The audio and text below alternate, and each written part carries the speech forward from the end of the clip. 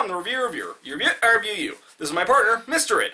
Today we're going to be taking a look at the TheOdd1sOut video on the Dark Crystal. I'm excited to share with you the movie that traumatized me most as a kid, and that movie is, drumroll please, you already read the title, The Dark Crystal.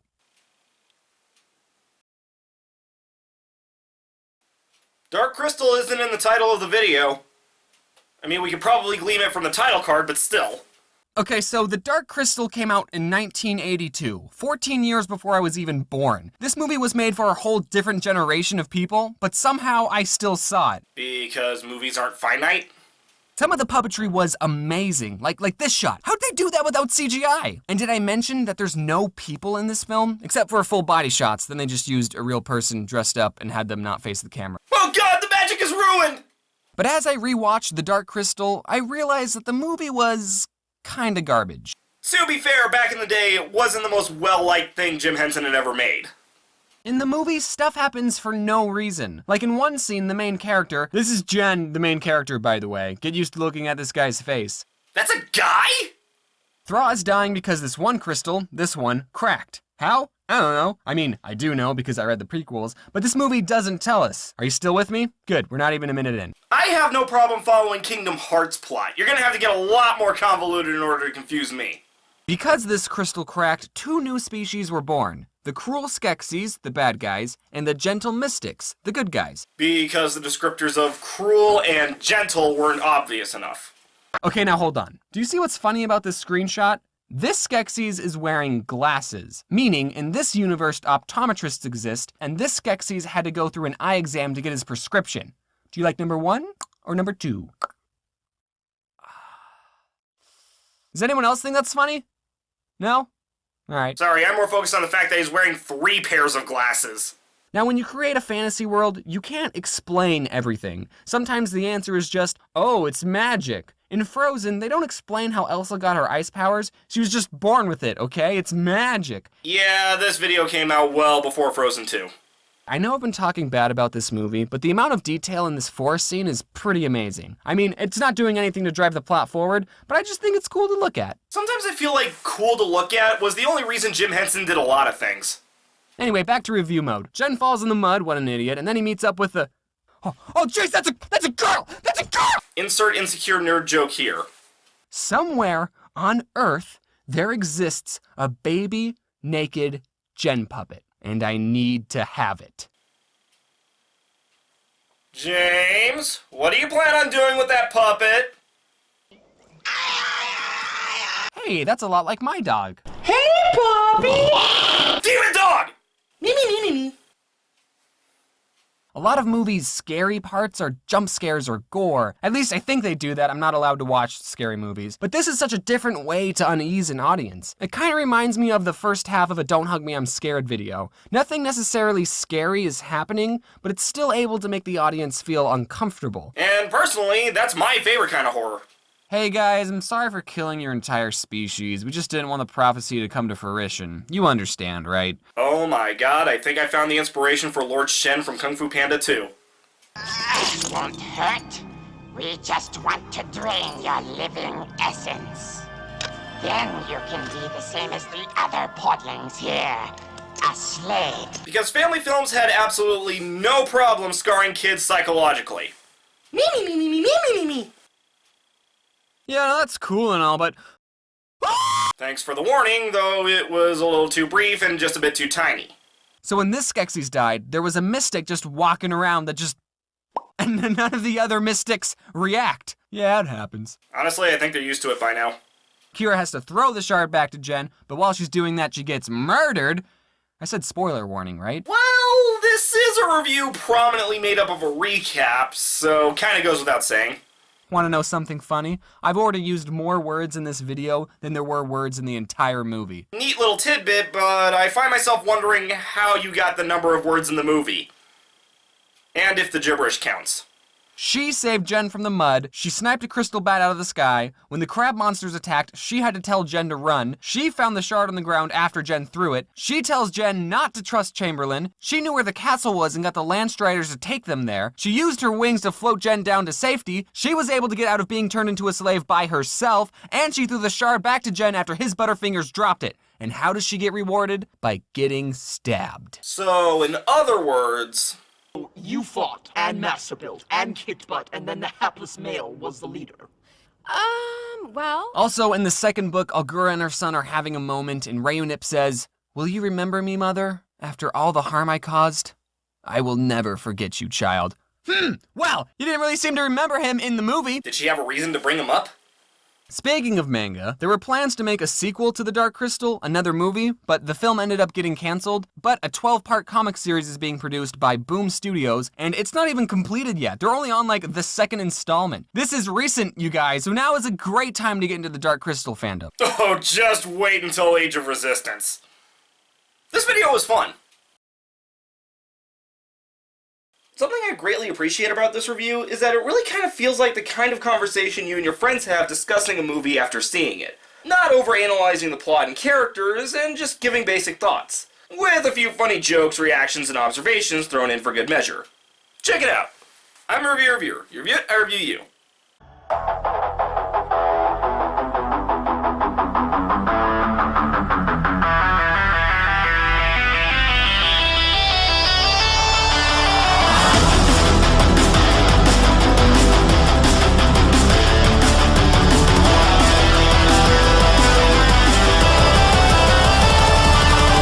Councilwoman Fedora, we're ready.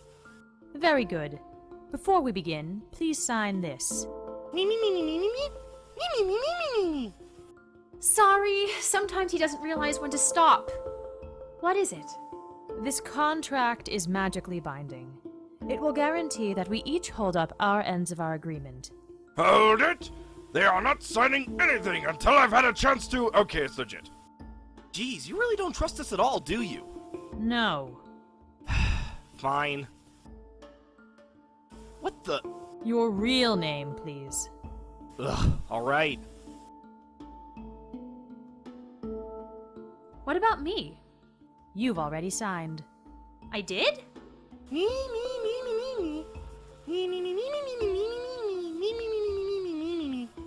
Now then, I believe you've selected Mr. It as the collateral? If you wouldn't mind stepping in here. Alright, so how am I gonna be involved in this? Like so. Oh god, not again! Reviewer! Relax, he's fine. He shall participate in this game as a spirit. Mystiss, you are free to use him in your deck if you desire. Oh, you bet I will! And together we're going to win! I'm glad to see your confidence issue was resolved nicer than mine. Oh, nothing. Take your position. Mystiss, before you begin. Are you ready? I'm ready. Summon Circle open! Age before beauty. I see you've adapted Vikar's sense of humor. Fine by me. I summon Fruit Fairy and end my turn.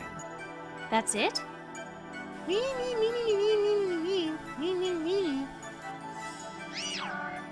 Alright.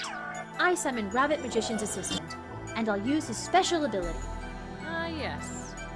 That allows you to move one trick spell card from your deck to your hand, yes? That's right, and I pick Entrance Trick. That card allows you to summon an extra basic Magician Spirit, am I right? Yes. And I'm going to have Magician's Assistant attack your Fruit Fairy.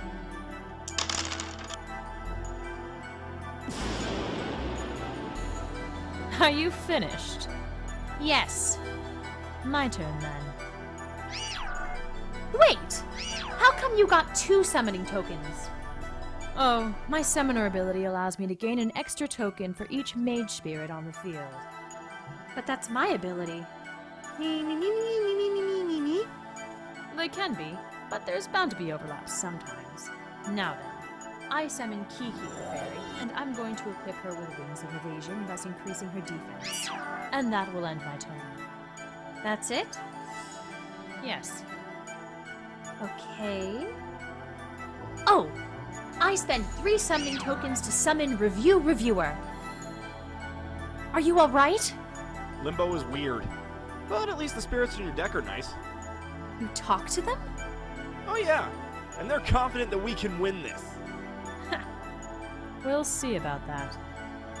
Alright. Next, I'm going to use Rabbit Magician's assistance ability to claim Ringleader's entrance trick. Now, I'll have him cast the entrance trick spell so I can summon... Let me guess. Red Rabbit Magician. Yes. Now I'll have Reviewer attack your Keykeeper Fairy.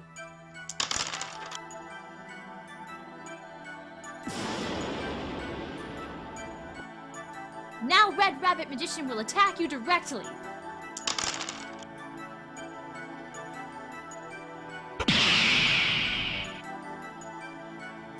And finally, Rabbit Magician's assistant. Me. He's trying. I end my turn. I summon Record Keeper Fairy, and I equip her with her own Wings of Evasion. And you know what? I think I'll go ahead and attack your Red Rabbit Magician.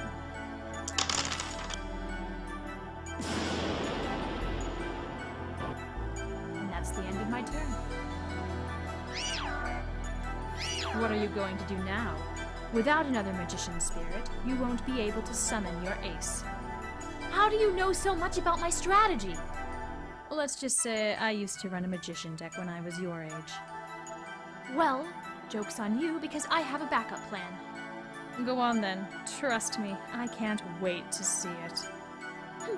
I equip Reviewer with Magician's Wardrobe. There it is. All right, I can feel the magic.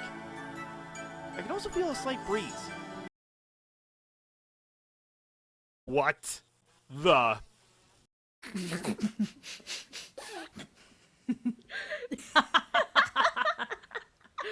What the hell, Mystiss? Sorry, Reviewer. 90% of the spirits in this game are female. So most cards like this are designed with that in mind. This was so worth it. Oh yeah, laugh it up, Medora. It's gonna be real hilarious when I smash your teeth in. You shut up! Mystiss, get me out of this thing! Wait a minute. First, I need you to cast the spell Ringleader's Entrance Trick. Why did you need to put me in this first? Because that spell can only be cast by a spirit with Magician in its name, which that outfit gives you, in addition to turning you into a mage spirit and increasing your magic by 1. And Rabbit Magician's assistant wouldn't suffice? Nope.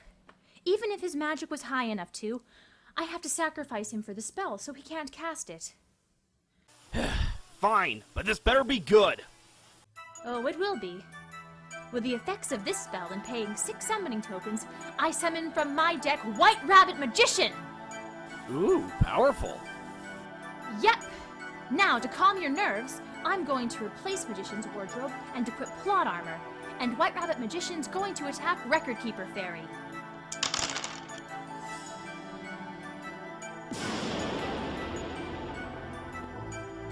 Now, I don't think I need to tell you what to do next.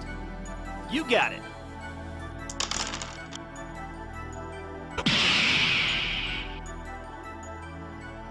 And that will end my turn. Me! Well, this has been fun, but I'm afraid it's time to turn the tables. I summon Summoner's Aid. Psh, what's that little fairy gonna do? I'm glad you asked. See, she has a wonderful ability that allows her to cast any spell regardless of level, so long as it involves summoning a spirit. And I'm going to have her cast Star Alignment. What?! By spending 13 summoning tokens, I summon the mighty Artisan of the Stars!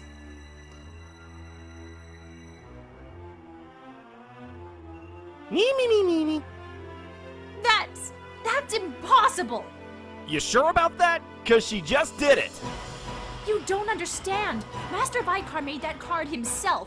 There's only one copy of it in all of existence, and I still have it. But then, how did she... Me. What? Me. Me. What are you talking about? Me.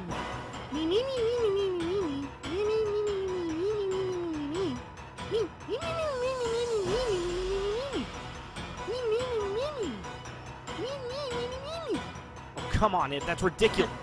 I suppose I shouldn't have overplayed my hand.